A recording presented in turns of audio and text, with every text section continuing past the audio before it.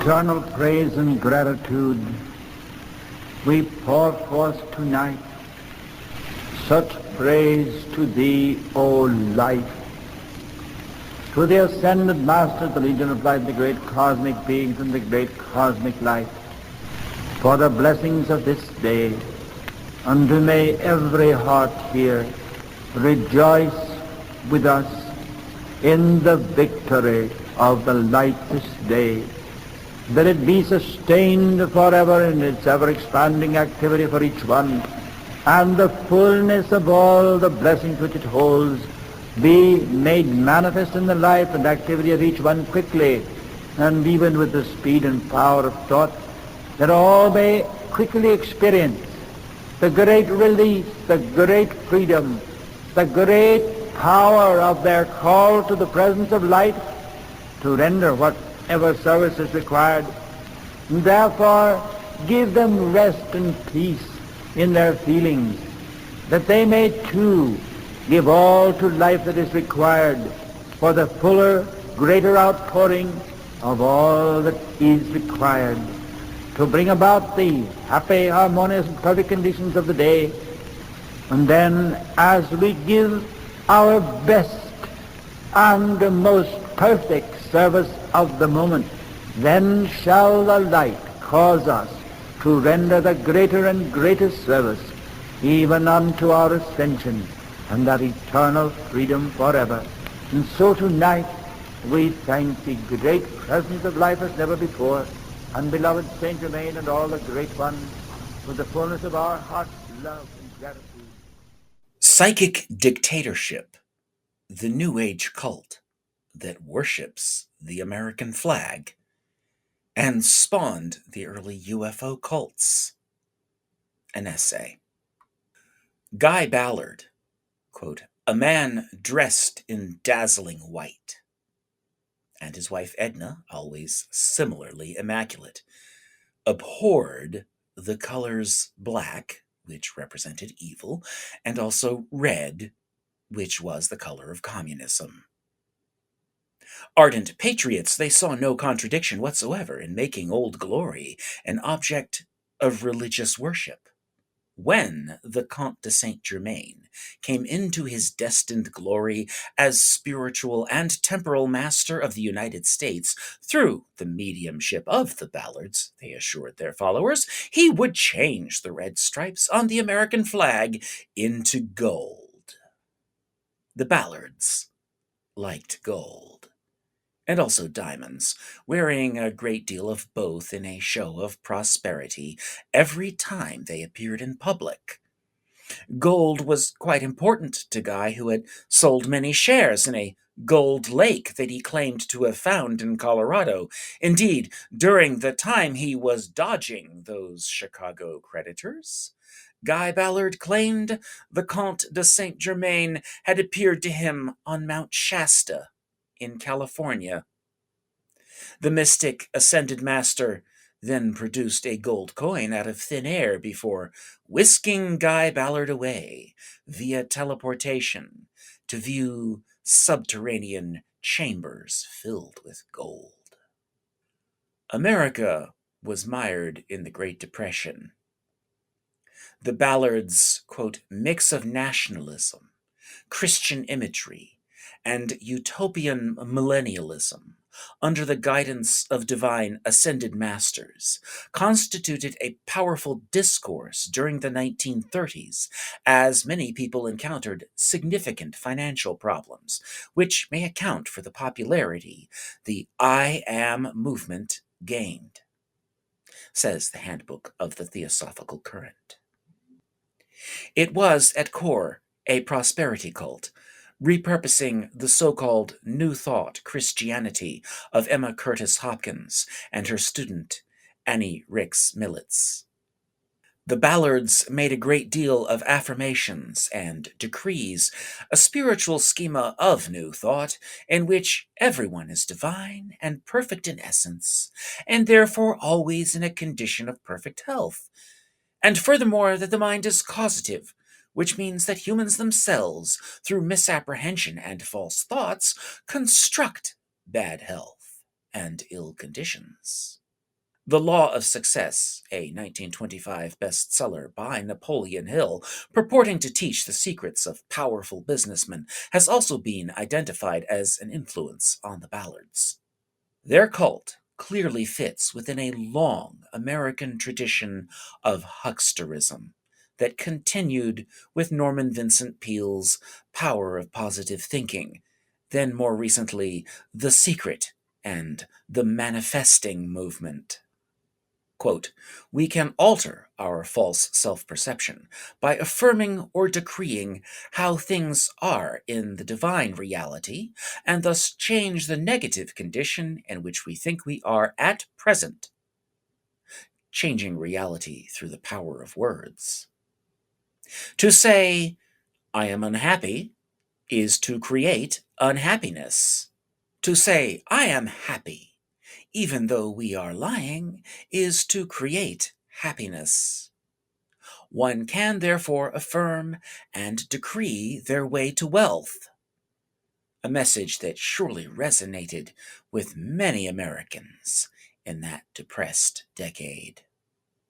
Quote, it shows in these days when panaceas parade the land and people reach out for straws to save themselves, how American ideals of freedom and independence are being supplanted by a slavish dependence upon odd sorts of deliverances, wrote their greatest critic, Gerald Bryan.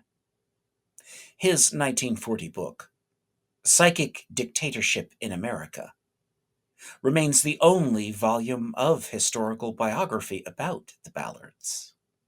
Styling themselves Godfrey Ray and Lotus Ray King, and claiming to be the reincarnations of George Washington and Joan of Arc, respectively, Guy and Edna Ballard set out to corner the spiritual market for alternative religion in America. In 1935, they announced that, quote, the old occult order had been set aside, had become obsolete and even dangerous, and thenceforth the Saint Germain teachings, as put out only by Mr. and Mrs. G. W. Ballard and son Donald, would have charge over the occult destinies of mankind, Bryan writes. The result was a sudden and disastrous swing of metaphysical students to the new leadership, and the old was left out very much in the metaphysical cold. Temporal power was supposed to accompany spiritual authority. As totalitarian movements spiraled the world abroad into war, Bryan thought that, quote, the Ballard cult, too, is really a political movement, and that its metaphysics, among other things, is largely engaged in an effort to bring about a weird sort of government in the United States. Bryan's book was intended to, quote, reveal subversive psychological influences which are producing widespread mental confusion in the United States, from which some form of political despotism may sprout and jeopardize constitutional principles of freedom and liberty on which this nation is founded. In this respect, the Ballards not only took inspiration from American fascist William Pelly, founder of the anti-Semitic Silver Legion, they actively recruited from and organized through the so-called Silver Shirts Network in 1934, poaching the organization's treasurer. Failing to win over Pelly himself, they jettisoned his anti-Jewish conspiracy theories. The plan for a new government laid out over that 10-day class in 1934 closely resembled the one Pelly had described. In 1929, Pelly wrote 7 Minutes in Eternity, seen today as an early literary account of a near-death experience, in American Magazine. In that article, Pelly claimed to have visited heaven through astral projection. In 1930, Ballard claimed that he left his body and also received discourses from the ascended masters. Clearly, the Ballards considered Pelly something of a model. The war changed everything. Guy Ballard died before the war began in earnest. When it was over, the public associated occultism with fascism, and the personal excesses of Aleister Crowley. Colin Bennett writes that as a result of this image problem, quote, in the 1950s, interest in occult philosophy, fringe religion, and metaphysics in general was perhaps at its lowest ebb in European history. The United States was also in an oppressive mood. Edna and Donald were subject to criminal fraud trials and revocation of their tax-exempt status until 1953. Donald, who had declared his father belonged in the White House during 1938, distanced himself from the I Am activity in 1957. By that time, American alternative religion had found a new groove. The fusion of Christianity and Theosophy had produced ascended masters who now visited Earth from Venus in saucer-shaped spacecraft. After 2 centuries of development as a spiritual idea, the extraterrestrial being was finally manifesting on Earth as a physical teacher and savior, carried from the literal heavens using technology that was indistinguishable from magic. The Ballards evidently had a color theory. Each of the 7 rays had a color, and each corresponded to one of the 7 Chohans or Ascended Masters living on Venus. Saint Germain's color was purple, the color of the new age he was to usher into the world. The Ballards printed their light and sound ray discourses in 7 green copyrighted books. Their spiritual middle names were Ray. Altars of churches associated with Christian Theosophy today still use the image of the 7 rays, dating to the so-called axial age that produced intellectual, philosophical, and religious systems, which have shaped human societies ever since. The motif of 7 rays is supposed to harken back to a universal faith that was lost long ago, usually along with a fictitious continent or 2. The Ballards promised to restore this ancient unity to the world, starting in the United States. Quote, all have come into this life with the desire to assist in perfecting or bringing into perfection that government of long ago into America at this time, the Comte de Saint-Germain said through the Ballards. An impressive number of divine beings endorsed the I Am activity. Quote, let the deluxe advertising clubs of the land take note, Brian writes. The best they have done is to get some glamorous Hollywood star to praise the merits of somebody's brand of cigarettes or face cream. It remained for 2 heretofore unknown Chicago persons to get the stars in the firmament to advertise for them and sing paeans of praises concerning their products. Thoroughly modern, the Ballards used broadcast radio to draw spiritual seekers to their events, where they could make love offerings in white envelopes to the cause of Saint Germain.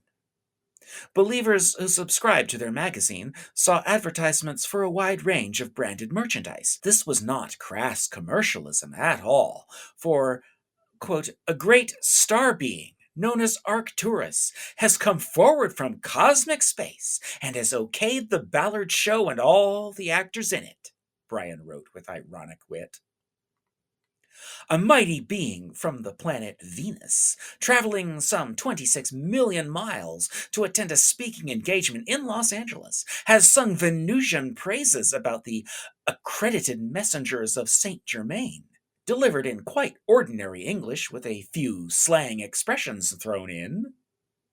A great being, beyond the central sun of the universe, has even taken note of the delectable merits of Saint Germain's precipitated dinners, ascension robes, and whatnot, and has come forward after 1,000,000 years of silence to boost the sale of the Ballard books and merchandise. Let us pause to examine this cosmology, which Brian reports factually, though in the form of ridicule. As we have seen in this essay series, by the 20th century, the planet Venus had become a spiritual setting for the Ascended Masters, a sort of Mount Olympus from which they spoke. This was the influence of Helena Blavatsky and the Church of Theosophy. According to the Encyclopedia of Occultism and Parapsychology, these ascended Lords of the Flame were, quote, sent from the planet Venus to aid terrestrial evolution from time to time. Within the pseudoscientific racist Darwinianism of Blavatsky, quote, Venus was considered in advance of the Earth in the evolution of the solar system, therefore, a spiritually progressive location compared to our mundane blue dot. Quote, the efforts of these adepts, directed towards intellectual development, enable the inhabitants of the earth to become further advanced than could be expected in the ordinary course of events. Their stays on our planet were temporary, however. Quote, these adepts are not permanent inhabitants of the earth, and while a few remain, most of them have already returned to Venus, the time of crisis during which they assisted having now passed. Saint Germain was one of these human divines who had ascended to be masters, and he was speaking through the Ballards at a time of great crisis. As we have observed in this series, Swedenborg's modern heaven shaped religious thought in the early American Republic, influencing frontier prophets such as John Appleseed Chapman, as well as Joseph Smith and the early Mormons. During the second half of the 19th century, two religious movements further modified Swedenborg's ideas of heaven. First, the spiritualists rejected his warnings against the dangers of communication with spirits, as well as astral travel, both of which were democratized. Now, everyone could use their hearts as hyperdrives to reach Venus and commune with its inhabitants. Second, Blavatsky's Theosophy had injected this Eastern mysticism into the Western-centered divine cosmology of Emanuel Swedenborg, whose influence is glaringly obvious in the reference to a, quote, great being beyond the central sun of the universe. Swedenborg wrote theosophical works, and at the end of his life, quote, contributed to the efforts of a group of radical Rosicrucians in Hamburg and Kabbalistic Jews in Amsterdam and London to develop a new syncretic religion which would merge Christian, Jewish, and Muslim mystical themes, according to two prominent Swedenborg scholars. Quote, this rather bizarre and secretive project had significant political ramifications in Sweden, Denmark, and Europe. Small t theosophy, literally meaning knowledge of God, comes through ecstatic spiritual experience, the insight of the spirit, or some other personal understanding of God's mind and greater plan. Blavatsky et al. Capitalized theosophy in order to broaden this pursuit so that it took in a global range of possibilities. The Lords of the Flame were, quote, masters or Mahatmas living in exotic locations in the physical world, yet freed from it. Tim Rudbeg writes in The Handbook of the Theosophical Current.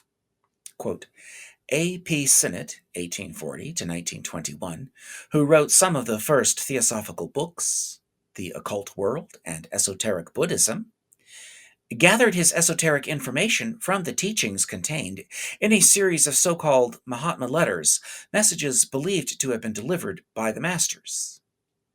Blavatsky's teachings in Isis Unveiled, 1877, and The Secret Doctrine, 1888, were also, according to theosophical beliefs, written through occult collaboration with theosophical or spiritual masters. Theosophical doctrines, it is suggested, therefore do not ultimately originate with the theosophical writers, but with the masters, custodians of true wisdom, a mode of knowledge transmission, which can be said to have defined the theosophical tradition ever since. Guy Ballard said, he received his understanding of God's mind through the mysterious Saint Germain. Real enough as an historical figure, the enigmatic Comte de Saint-Germain was a contemporary of Swedenborg. Also, like the Swedish prophet, he was an agent of Louis XV in war-racked Europe, speaking many languages and making many friends in many royal courts during what some historians now title World War Zero, the 7 Years' War. Fought on 3 continents, it was known in North America as the French and Indian War, and ended with the British as masters of India. Swedenborg, who abhorred war, turned to religion and wrote his influential works. Saint Germain, who was a philosophical equal to Swedenborg, may have been a Transylvanian princeling or possibly one of history's greatest con men. The truth is obscure, and the obscurity fed his legend. For in the century after his death in 1784, Saint Germain became a regular figure of fantastical literature. He had claimed to be 500 years old, among other things, and so it was perhaps inevitable that sightings of the Count were being reported long after his well-documented demise, like a kind of early modern Elvis. Blavatsky claimed to have met him. Annie Besant and Charles W. Leadbeater, Blavatsky's heirs, both claimed to have met him 30 years apart. When Ballard encountered Saint Germain on the slopes of Mount Shasta in 1930, reports of such encounters were not new. Indeed, New Age-minded people still claim to run into Saint Germain today. Quote, "From the early and more simple presentation of the Saint Germain teachings, the movement gradually took the form of a complicated ritualism, wherein decrees and taboos were rigorously enunciated by a feminine dictator," Bryan writes. Edna, quote, "is far from being backward in her claims and activities, and one can easily gather the impression from the way the show is handled that the setup is more of a matriarchy than a patriarchy." During their presentations, quote, "while Mr. Ballard, meek and spiritual-looking, let his more expressive wife do most of the direct selling, the faraway mystic look in his eyes spoke volumes." Guy put his name on books supposedly dictated by Saint Germain, but written in what seems the voice of his own wife. Quote, "It is reliably stated by a party who was staying at the Ballard home that while Edna Ballard worked on the manuscript of these marvelous Ascended Master books, Guy Ballard washed and hung up clothes," Bryan writes. She frequently read messages from the Count of Saint Germain to the inner circle that were not shared with the faithful at large. Edna was less of a medium without her husband. Quote, "His wife and son were also designated as accredited messengers," Rudbeck observes, "but Edna Ballard only received new messages in the last few years of her life, and Donald never claimed to have received any messages." Still, this concert harpist and housewife and vaudeville trooper, as Bryan esteems her, had also been, quote, "a clerk in an occult bookstore," whereas Guy, a mining engineer by training, had fewer opportunities to influence the family reading list. Quote, "They had both shown a long-time interest toward occult literature," Gordon Melton writes in the Encyclopedia of Occultism and Parapsychology.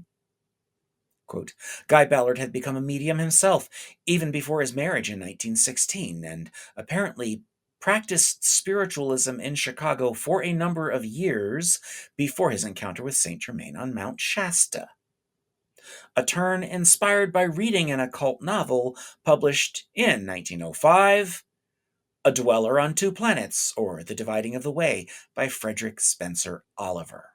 Quote, "According to some sources, the Ballards were familiar not only with theosophical literature, but also with Christian Science, Unity, the Rosicrucian order Amorc, ancient mystical order Rosicrucius, and some other teachings.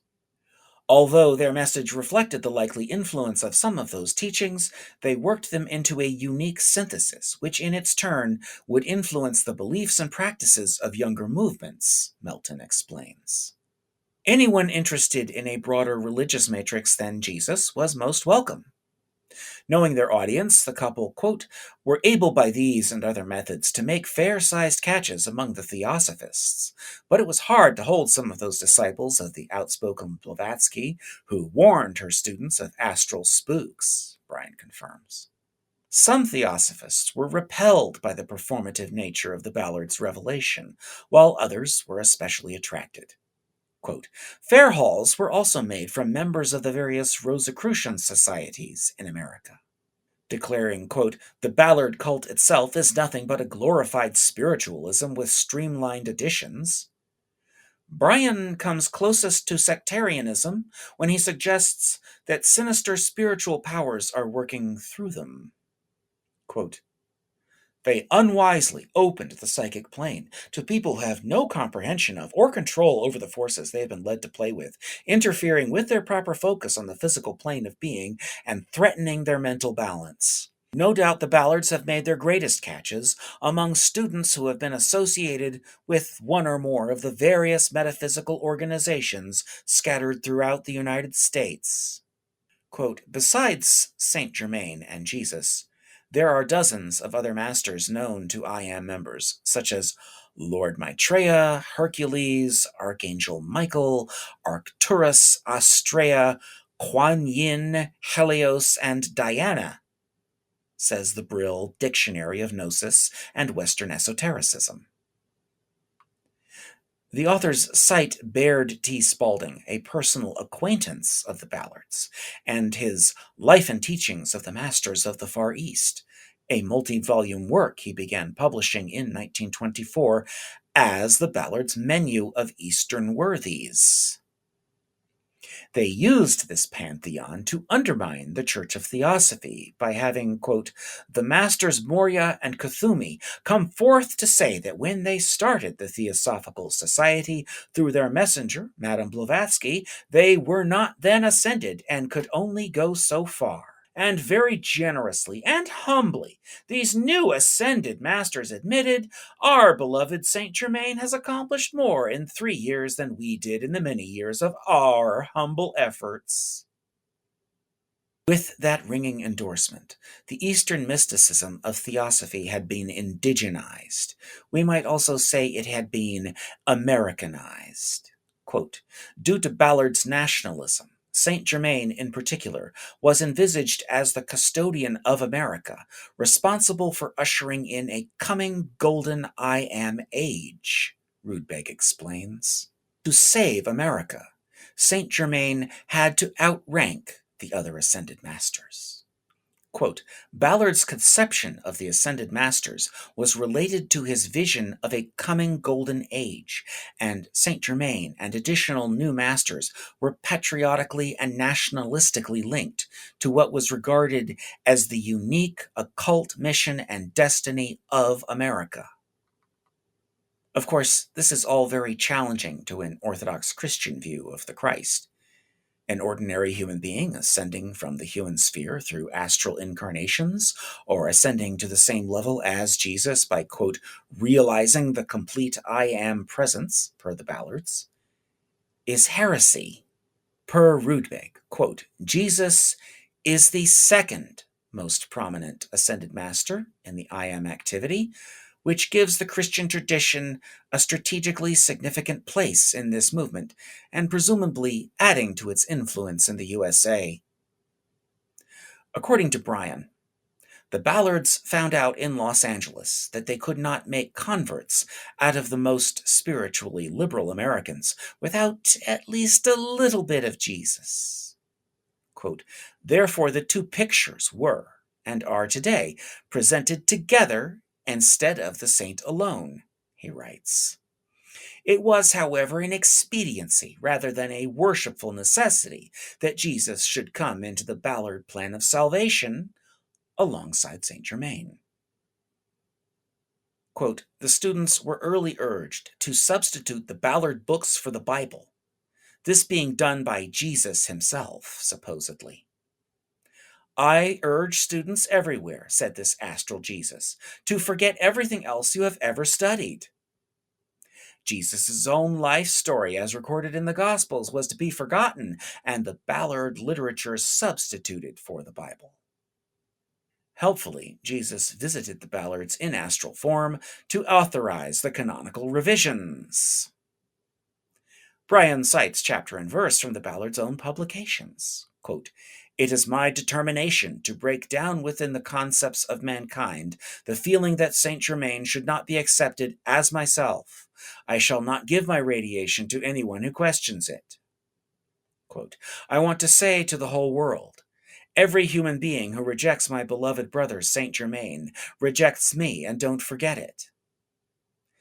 This is the counterfeit Jesus, who, in addition to saying, "Don't forget it," would sometimes close his discourse by weakly saying, "I thank you."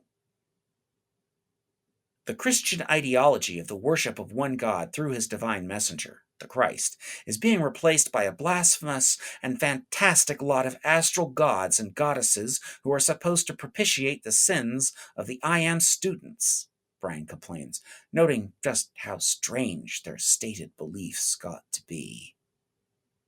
Quote, "The ideal of a loving God, creator of the universe, whose power and glory are without end, is being taken over by a fictitious, mighty I Am presence located from 12 to 50 feet overhead, floating around like a balloon and connected with the physical body below by means of a thread of light substance." Bryan was describing the generator of the invisible blue lightning that Guy Ballard would instruct his students to visualize and then unleash on the spectral entities that were supposedly threatening America. Indeed, it was this, quote, "gigantic warfare" against, quote, "the teeming horde of psychic creations that are supposed to populate the world around us, of which, most fortunately, the average person is unaware until certain teachings and practices begin to make such people entity conscious," that most disturbed Bryan. For the sinister entities were, quote, "as numerous as a plague of locusts, and highly suggestible students are constantly doing battle against them." In one memorable campaign, Guy Ballard exhorted followers on behalf of Saint Germain to affirm and decree the abolition of sinister black magicians from the United States. Over a period of months, Saint Germain sent happy news to the faithful as the countrywide infestation was gradually abolished. When Ballard visited Washington, D.C. in 1938, he claimed that members of an inner secret service had accompanied him with Saint Germain to the rendezvous of an important group of those who were willing channels for the sinister force. There were present the 7 principal leaders in America. We walked in upon them, Saint Germain charging the atmosphere with an electric force that held them immovable. Their drawn guns dropped to the floor where they stood, and their arms hung motionless by their sides. The members of the Secret Service stepped forward and took them into custody, where they shall remain until they serve the light. As they traveled the country, every city the Ballards visited was in danger of imminent catastrophe from underground gas belts that caused earthquakes, or tidal waves, or a destroying capital R ray beamed from mysterious location in Russia. These threats could only be stopped with sufficient enthusiasm from the students and their 10 to 17-day long classes. Invariably, each city was saved by the intercession of Saint Germain thanks to the efforts of the students. Quote, "Like a sword of Damocles, this cataclysm was suspended, as it were, by only a hair, and withheld solely by the heroic efforts of the ascended masters and their earth-plane messengers." Edna, the, quote, "prime mover of the cult," according to Bryan, had the, quote, "brilliant idea of changing all these restless gas belts into pure metallic gold," he says.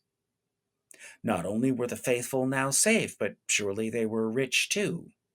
Quote, "Military armies were said by the great Napoleon to travel on their stomachs.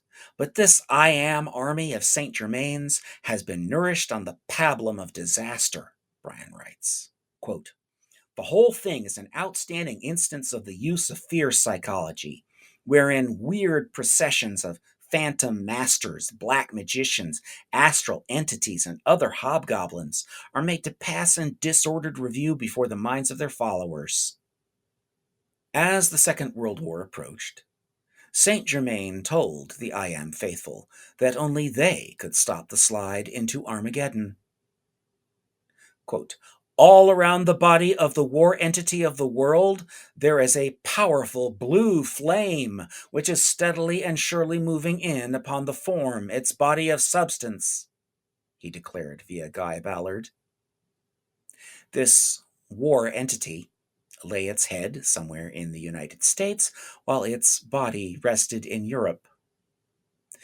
Fervent performance of affirmations and decrees were once again rewarded with spiritual success for, quote, on the last day of the Shrine class, July 10th, 1938, right on schedule, Saint Germain came forth, fresh from the troubled diplomatic circles of Europe, to make his report, Brian writes. Beloved students of the light, he said, we have the most glorious news of the centuries for you today. At 12 o'clock noon today, your time here, the last vestige of the war entity of the world was consumed. 2 months later, Chamberlain signed the Munich Agreement with Hitler. Appeasement was clearly failing, but Saint Germain reassured everyone that he had things under control. Quote, you will rejoice with me tonight in knowing that for the present things are under control in Europe, he told the delighted students in Oakland on 26 February 1939. Quote, unfortunately, however, for Saint Germain's witless remark and the peace of Europe, 15 days later, Hitler took Czechoslovakia, and shortly thereafter, Mussolini took Albania, Brian laments.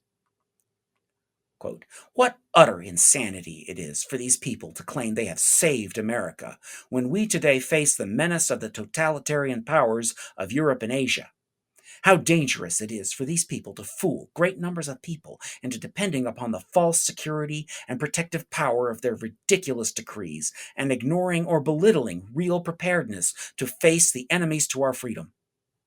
Most worrying of all, the Minutemen and Daughters of Light, as the male and female organizing societies of, quote, the strangest dictatorship now in our land, styled themselves, were especially militant against the human enemies of their cult, including Gerald Bryan himself, who says he foiled an attempt by a group of I Am believers to sucker him into an ambush in an alleyway.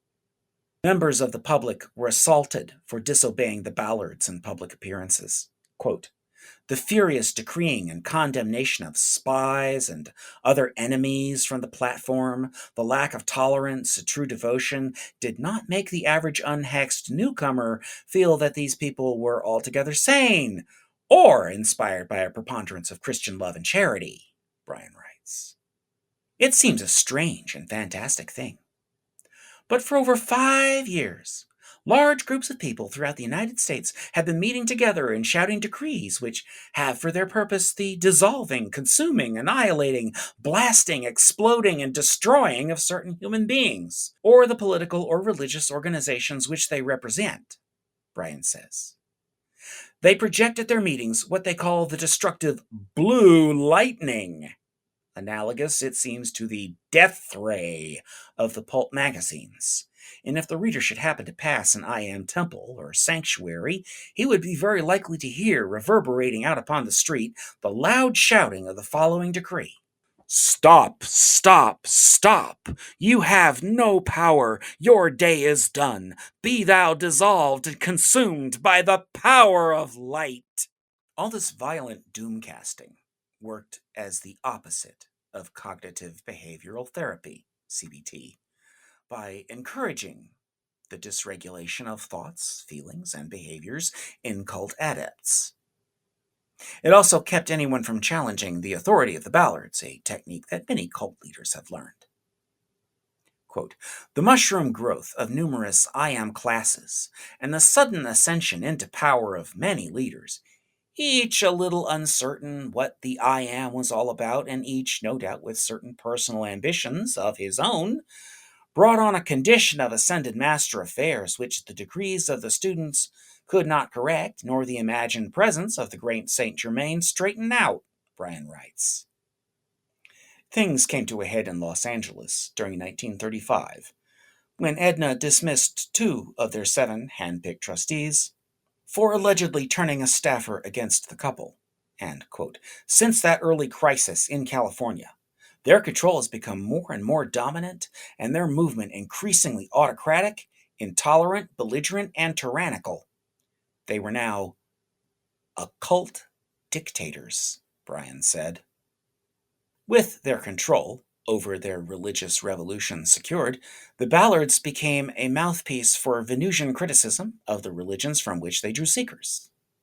Along with theosophists, they attracted many followers of Mary Baker Eddy, citing the tall master from Venus and then the great divine director.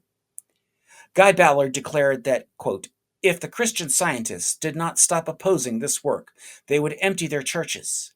If the Orthodox world did not stop it, they would empty their churches. Well, my dear ones, if I were to tell you tonight how many churches have already been emptied and closed, you would be astonished. Bryan noted that mental illness and slavish devotion to the Ballards split many families touched by the cult, which demanded separation from the unbeliever. Many fear to talk to or have anything to do with former members of the movement who were once their most cherished friends. Such are ostracized and condemned as vicious because they have had the courage to withdraw from the movement, Bryan wrote in words that could describe any number of cults.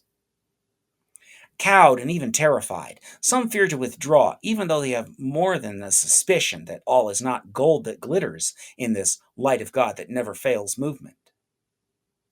All doubt was officially banished, with those who failed to cut off family or friends suffering disconnection from the Ballards, and through them, the ascended masters. The Ballards also made endless promises.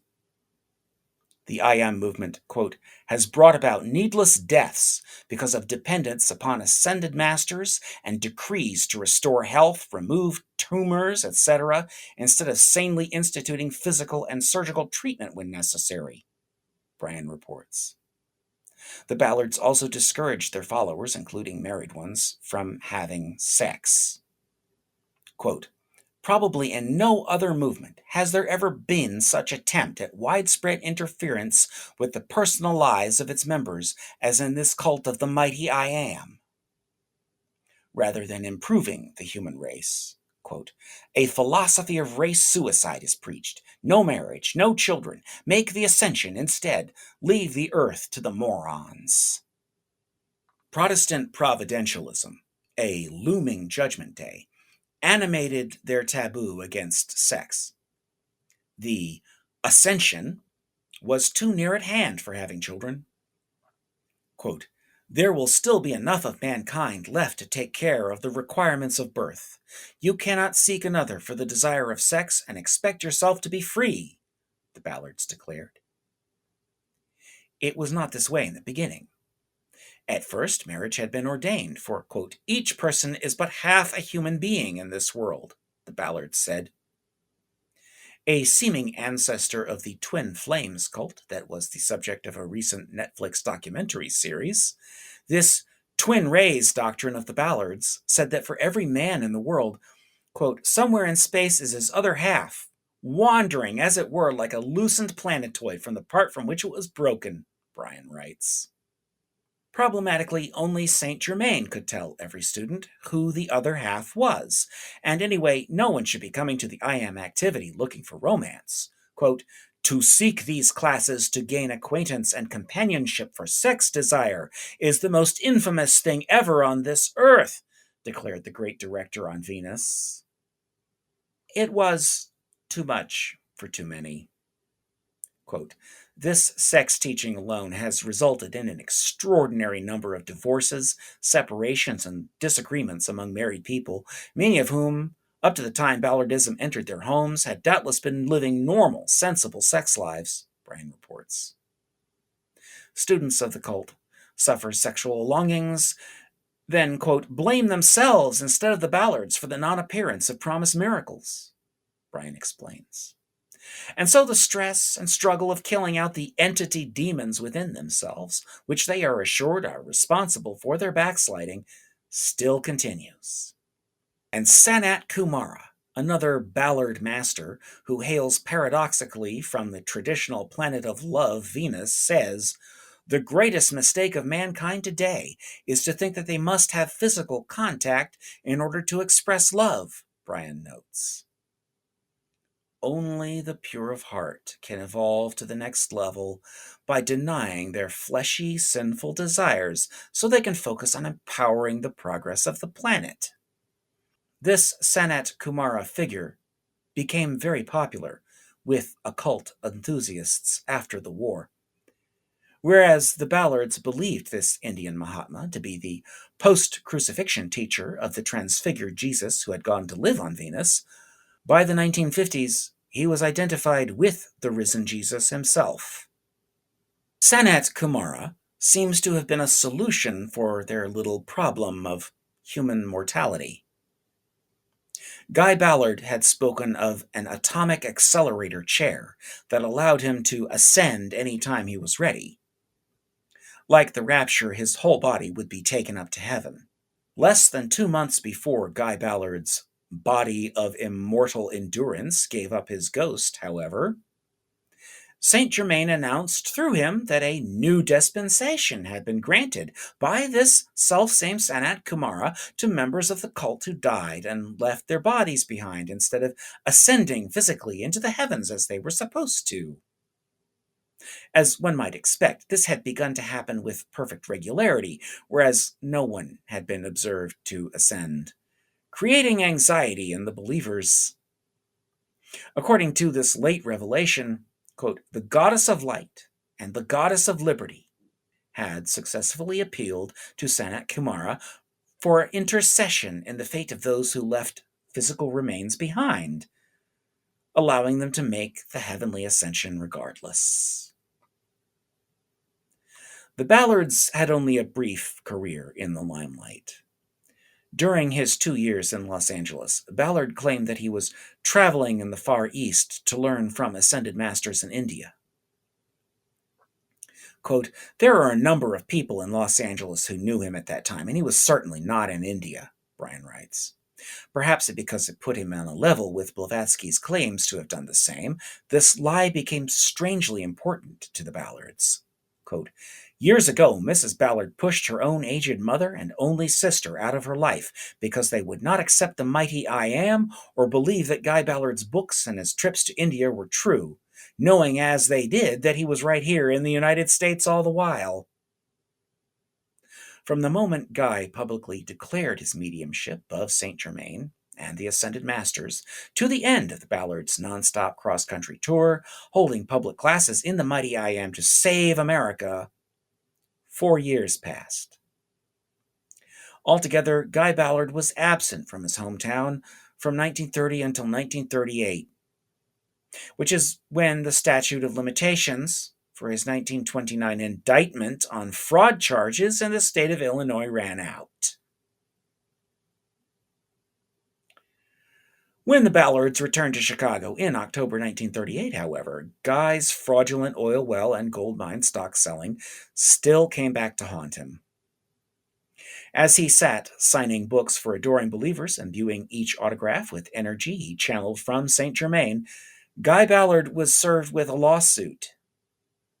Despite the energetic affirmations and decrees of the faithful, police were able to complete the process service. Quote, the following morning, the Chicago dailies ran big front-page headlines about the suit, Bryan writes. The Chicago Herald and Examiner, on the morning of October 14th, 1938, came out with a big 2-inch headline reading, Woman Sues Great I Am. Reports were lurid. Quote, in a stormy scene in the lobby of the Civic Opera House, Guy W. Ballard accredited messenger of the great I Am presence, was served with a summons in a $10,906.55 suit last night. The facts were damning. Guy Ballard had written reply letters postmarked in Los Angeles during his supposed India sojourn. These were addressed to his creditors, begging poverty. Quote, I have informed you this outer form has no money to assist you and no income to promise you or anyone anything definite. Every debt would be repaid in full when his earthly riches matched his heavenly favor, he promised, until he stopped making them promises anymore. Worse yet, Ballard had not stolen from the rich, but the Chicago area servants of the rich, mostly retired women who were looking to invest their life savings. The trial never happened, though. On 29 December 1939, 11 days before it was scheduled to begin, Guy Ballard died of arteriosclerosis. On 1 January, after waiting 3 days for his ascension to happen, Edna had her husband's body removed from his bed for cremation and declared the ascension a complete success. His corpse, which had supposedly been proofed against any destruction by lying for, quote, 2 days and 2 nights in the white heat of a great furnace at Lord Chananda's retreat in northern India, burned to ash like any other dead man's body. Announcing the news of his ascension, Edna Ballard reminded the believers that they could still listen to her husband's voice on phonograph records available by mail order. She, quote, still carries on publicly the cult's activities through her radio broadcasts, sale of books, charts, photographs, and other articles of Ascended Master merchandise, Brian complained. He urged people who felt duped to sue Edna and Donald Ballard. Guy Ballard's wife and son were eventually charged with 18 counts of fraud by the state of California and tried in a Los Angeles courtroom. After much litigation, the United States Supreme Court dismissed the indictment in 1944, deciding in United States v. Ballard that no jury should be asked to decide on the truth or falsity of a confession of faith. Quote, the religious views espoused by respondents might seem incredible, if not preposterous to most people, Justice William O. Douglas wrote in his majority opinion. But if those doctrines are subject to trial before a jury charged with finding their truth or falsity, then the same can be done with the religious beliefs of any sect. When the triers of fact undertake that task, they enter a forbidden domain. The First Amendment does not select any one group or any one type of religion for preferred treatment. It puts them all in that position. For better or worse, America remained a land of religious freedom. Americans are allowed to believe in ascended masters, give money to their earthly representatives, and agitate for a new government led by an 18th century mystic living on Venus. They are allowed to exhibit cognitive dissonance when their prophecies fail. They are allowed because America. God bless America. Emanuel Swedenborg had proposed that angels and higher beings were former humans who had ascended and achieved further spiritual progression in the complex hierarchy of the afterlife. Blavatsky et al. Had built on this foundation with ascended masters, and Brian writes that, quote, in giving her verbal descriptions of these masters, Edna Ballard repeated almost verbatim what David Anrias had said about them, and for variety added some of the descriptions of Annie Besant and Charles Leadbeater, well-known theosophical writers on such subjects. Rudbeg notes that, quote, like C.W. Leadbeater's very corporeal depiction of the Masters in The Masters in the Path, Guy Ballard emphasizes that they are real physical beings, not symbolic icons. They live in physical bodies and inhabit physical locations. Being a human who had ascended, the Comte de Saint-Germain was still human, even though he was now more than human. Quote, "I have touched Saint Germain, just as I touch you now," Edna told a newspaper. "His flesh is something like ours, but it is alabaster white, and a light flows from it. The blood of ascended beings turns to gold when they leave the mortal sphere." In Chapter 11 of Unveiled Mysteries, Guy Ballard describes an encounter with, quote, 12 guests from Venus, robed in white, scintillating garments, surpassing all power of description. There were 7 gentlemen and 5 ladies, all extremely handsome. 6 of the men were at least 6 feet 4 inches in height, the 7th fully 2 inches taller than the rest. The ladies were about 5 feet 10. All had light brown hair, with the exception of the tall master, and his was a glorious pure gold. Their brilliant, piercing, violet blue eyes were beautiful and fascinating. Strangely, this experiment turned into a jam session with, quote, Master Saint Germain at the organ. 3 of the lady masters from Venus and Lotus played 4 harps. 2 of the brothers from Venus, our son and I, played 4 violins, according to Guy. These very human Venusians set the pattern for the first generation of extraterrestrial encounters. The Brill Dictionary of Gnosis and Western Esotericism says that, quote, Ballard's reports on his encounters with visitors from Venus have obviously exerted influence on some subsequent UFO groups, particularly his reports on his encounters with visitors from Venus. Most obvious of these is George Adamski, the Christian Theosophist who met a human visitor from Venus in 1952, becoming the first UFO contactee. Like Swedenborg, the Ballards have therefore exerted a long-lasting influence, even as their cult has declined in numbers. Quote, it appears that several teachings of the movement have become incorporated into the common mythology of the alternative religious milieu. This means that, even if the movement would continue to decrease, its doctrinal influence would still survive and spread, just like Emanuel Swedenborg. The Ballards had no control over their imitators. Quote, other people eventually claimed contact with the masters and launched their own movements, such as the Bridge to Freedom and its several subsequent offshoots, or the Church Universal and Triumphant, the dictionary authors write. Thus, today there exist a number of movements or informal circles derived from the I Am lineage. Traces of I Am influences can also be found in many contemporary occult publications, often revealed by an emphasis upon the violet flame or other typical I Am themes. The Saint Germain Foundation still exists. Quote, the Saint Germain Press also continues to publish the I Am books, pamphlets, artwork, and audio recordings of the Ballards' teachings, as well as the monthly magazine, The Voice of the I Am, which is still available by subscription, Tim Rudbeg notes. But the imprecatory political nature of the Ballards' faith is perhaps their most enduring legacy. It certainly had Gerald Bryan worried.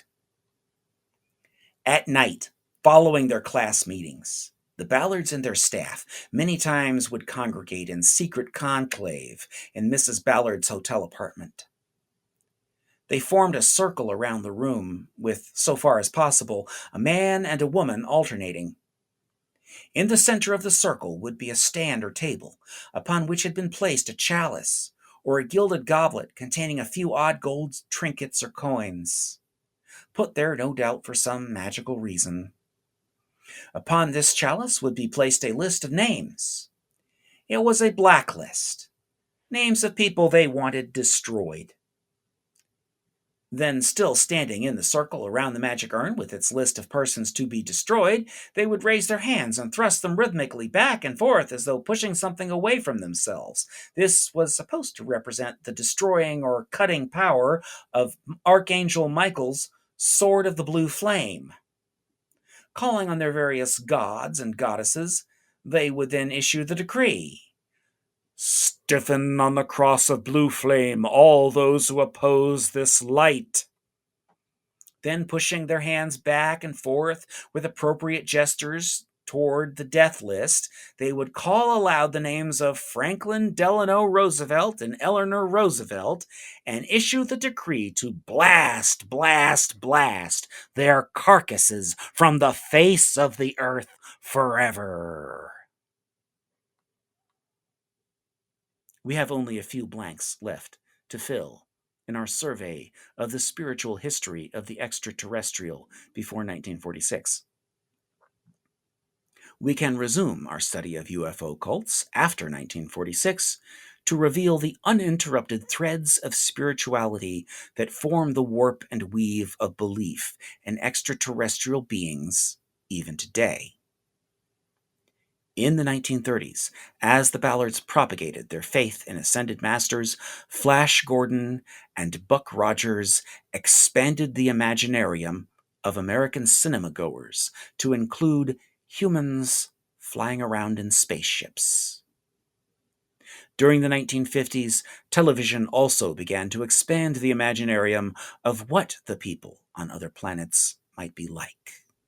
In this essay series, we have established a solid historical foundation to argue that spiritual belief in those people on other planets preceded the very first reports of those otherworlders arriving in spaceships, and that our gradual transition from a literary imaginarium of the heavens to a cinematic one has changed the way we imagine the aliens. Virtually forgotten today, the I Am activity was a key phase in the development of this religious belief, something that could only have ever happened in the United States of America. Telling that story will now occupy most of the remaining essays in this series.